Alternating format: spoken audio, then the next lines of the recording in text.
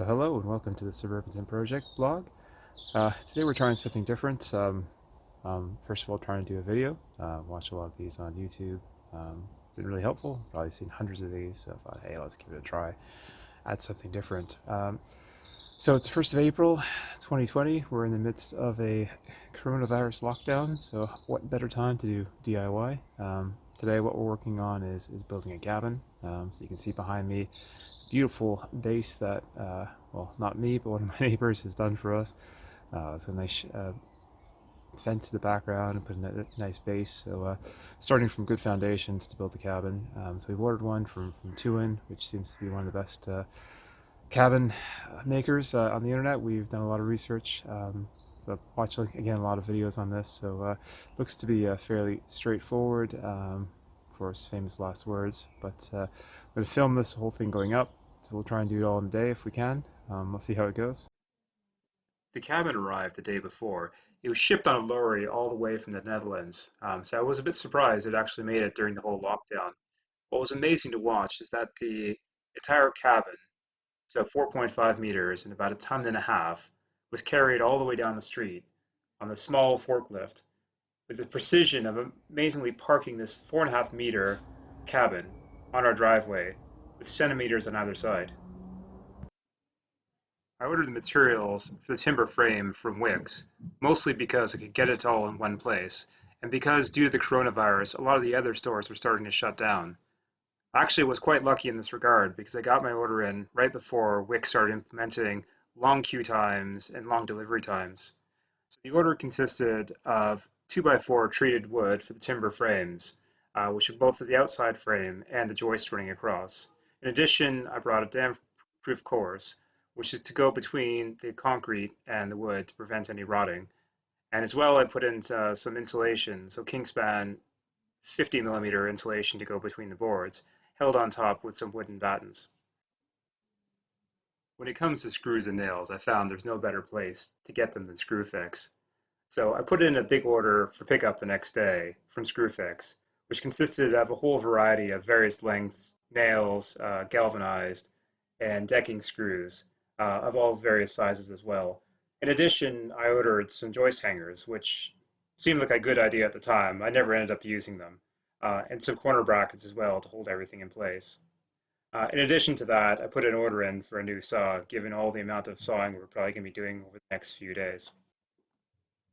So here we go. All the tools and materials laid out, ready to go for the day. So our screws, our nails, and most importantly, our hammer, our rubber mallet, our drill, our impact gun, and, of course, the instructions. Also important to make sure you've got plenty of batteries on charge. I'm lucky I've got 2 extra chargers and 4 batteries to work with. So, as I mentioned, we had about a ton and a half of wood to get off the pallet and get into the backyard. So I had to enlist the help of some extra workers. Now, unfortunately, these days, good workers are hard to come by. And of course, these ones didn't come with the correct PPE. So we put the wood all across the garden. And as I found out, a ton and a half of wood is actually quite a lot of wood, especially with the various lengths. Very difficult to find room to put it all. But we managed to do that, get it all laid out, and somehow itemized before we could start doing all the work.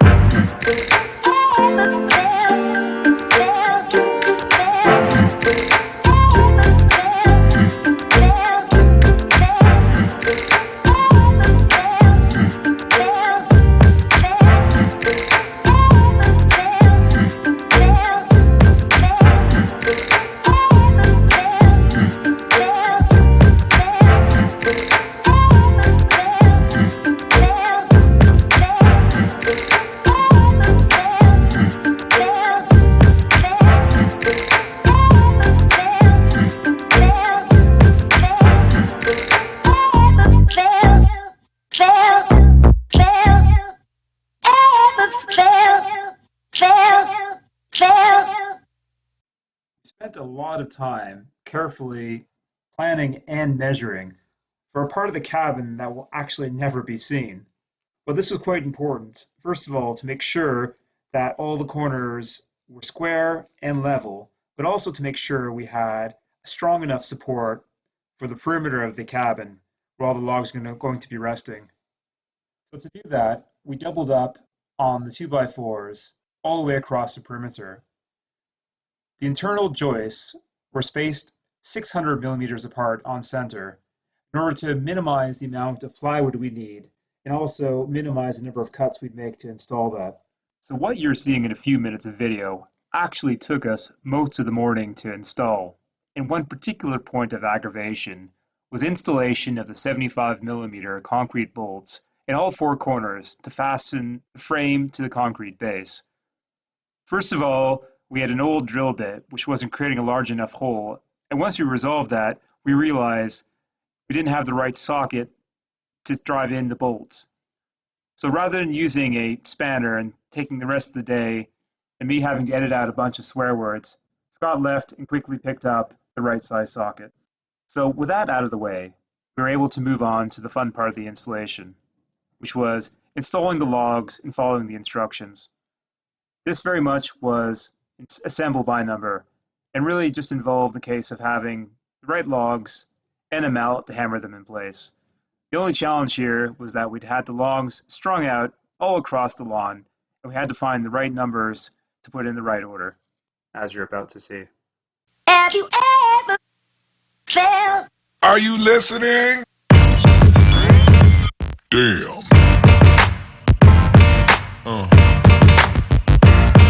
Yeah. Yeah. Yeah.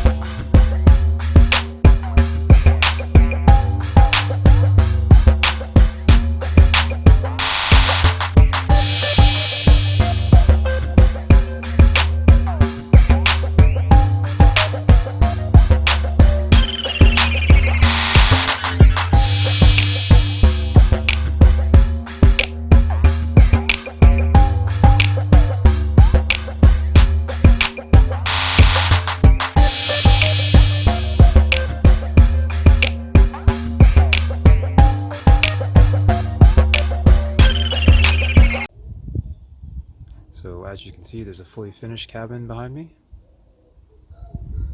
Overall, it went fairly well. We managed to get the majority of it up in the day. Had to get some of the roofing boards on the next day because, well, frankly, we were tired. But yeah, actually, it's pretty much what it said on the tin. Very easy to put together. The only issues we had were self-created. So getting the concrete bolts in place, not having the right ratchet size, ate up a bit of time, and then the other bits were just not following the instructions properly. So had to take some of the logs off and put them back on to get them in the right order. But other than that, actually really easy to put together. So quite happy with the results. Anyway, so looking forward to doing the rest. There's still a lot of work left to be done on the roofing and the flooring and the painting and all that great stuff. But then while I'm filling it up with all our, all our junk from inside. But other than that, quite happy with the results. So I hope you enjoyed the video. Thanks for watching. ever felt